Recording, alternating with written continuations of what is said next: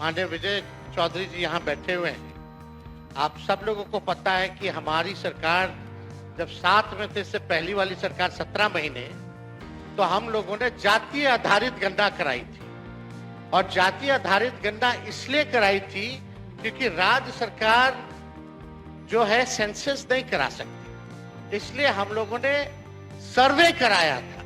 और उस सर्वे के आधार पर हम लोगों ने आरक्षण की सीमा महोदय 65% करने का काम किया था, जिसमें कि पिछड़े, अति पिछड़े, दलित, आदिवासी समाजों का आरक्षण हम लोगों ने बढ़ाया और ईडब्ल्यूएस 10% एज इट इज रखा। आज संविधान दिवस है महोदय, और संविधान दिवस के दिन पर कम से कम ये चर्चा, कम से कम सरकार से अपेक्षा ये की जाएगी कि इसका कम से कम जवाब देने का काम करे और इस दिशा में आरक्षण जो हमारी सरकार जो महागठबंधन की थी पूर्व में, जो 65% हम लोगों ने बढ़ाया था, इसके लिए क्या कदम उठा रही है फिर से लाने के लिए। अध्यक्ष महोदय, आप जान रहे हैं कि हाई कोर्ट 9/11/23 में यह पारित हुआ था मेरे जन्मदिन के अवसर पर, आपको बखूबी याद होगा। और ये 20/6/24 को जो है मना कर दिया गया हाईकोर्ट द्वारा, और ये दिया गया कि इसका जो है प्रॉपर स्टडी जो है नहीं हो पाया है, इसको देखते हुए इसको निरस्त कर दिया गया।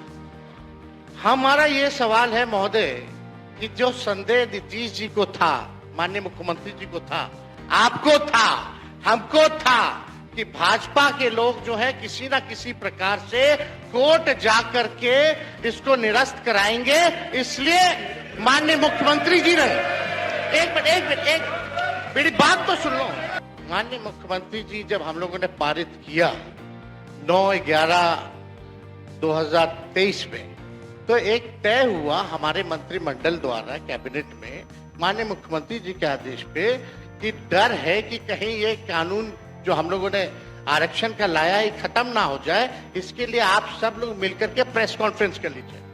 और सम्राट चौधरी जी जो आप बोले थोड़ा प्रेस कॉन्फ्रेंस का वीडियो हम आपको भेज देंगे आप दोनों को। उसमें माननीय चौधरी जी ने क्या कहा था, अशोक चौधरी जी ने क्या कहा था, हमने क्या कहा था, आपको प्रमाण मिल जाएगा। चलिए, दूसरी बात मेरा ये है कि अब तो स्टडी अब तो सुप्रीम कोर्ट में चल रहा है, अब हम लोग भी सुप्रीम कोर्ट में आरजेडी भी पार्टी बनी हुई है उसको लेकर के। अब मेरा सवाल ये है कि जो बहालियां हो रही है, जो आरक्षित वर्ग है, उसको नुकसान हो रहा है कि नहीं हो रहा? 16% हो रहा है ना। यह गंभीर मसला है महोदय। पिछड़ों का, अति पिछड़ों का, दलितों का, आदिवासियों का, जो भी आरक्षित वर्ग है, उनका भारी नुकसान हो रहा है। मेरा यही कहना है, अगर सरकार, और देश में ये पहली ऐसी सरकार थी 17 महीनों की जहां जाति आधारित गणना भी हुई और 65% आरक्षण की भी सीमा थी गई। पहली बार इतना बड़ा निर्णय हम लोगों ने लिया, उस निर्णय को लागू कराने में क्यों फेल रहे? अब महोदय 2 पॉइंट हम खाली रखना चाहते हैं कि 23 में ये लागू हुआ, 23 में ये लागू हुआ, सुन लीजिए आप भी बोले अध्यक्ष, हम लोग हर तरीके से सदन चलाना चाहते हैं, आप भी डिस्टर्ब कर रहे हैं। 2 पॉइंट कि ये 11/23 में, चौधरी जी 11/23 में 9/11/23 को ये लागू हुआ, निरस्त जो है हाईकोर्ट से 20/6/24 में हुआ। हम लोगों की मांग थी कि इसको शेड्यूल 9 में डाल दिया जाए। अगर आप लोग आरक्षण के पक्ष में थे केंद्र सरकार, तो इसको शेड्यूल 9 में क्यों नहीं डाला गया? पहला प्रश्न। दूसरा महोदय कि अभी भी हम लोग इंतजार कर रहे हैं, अभी भी माननीय मुख्यमंत्री जी को मेरे तरफ से रिक्वेस्ट कर दीजिएगा चौधरी जी, और दोनों चौधरी जी कर दे तो ज्यादा भार पड़ जाएगा। तो अगर कर देंगे तो कम से कम ये कह दीजिए अभी स्टडी नहीं हुआ है, यही ना कोर्ट कहा, तो स्टडी तो ईडब्ल्यूएस का भी नहीं हुआ था जो 10% मिला, उसका कौन सा आधार था? ये तो हम लोगों ने कास्ट बेस्ड सर्वे करा के आरक्षण दिया। तो अभी हम लोगों की यही मांग है कि सरकार अगर इच्छुक है, आप दोनों बलवान लोग बैठे हैं, दोनों 2 डिप्टी सीएम हैं, पहले हम अकेले थे तब हुआ था, अब तो 2 है।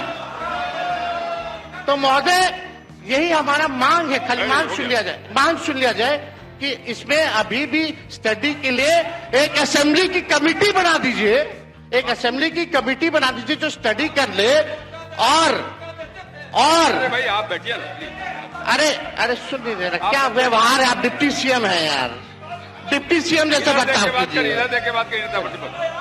मांग ही नहीं अरे रखने देते। संवैधानिक पद का अपमान हमारी ये मांग है संविधान कि की बात कर स्टडी रहे के हैं। लिए महोदय न्याय की बात कर एक रहे हैं। कमेटी विधानसभा की बना दे सरकार, शर्म आनी और चाहिए उनको। 4 दिन का ये जो 5 दिन का सत्र है इसको 1-2 दिन और बढ़ा दे, और कैबिनेट से जो संशोधन करना है कम से कम 65% नहीं 85% कर दीजिए आप।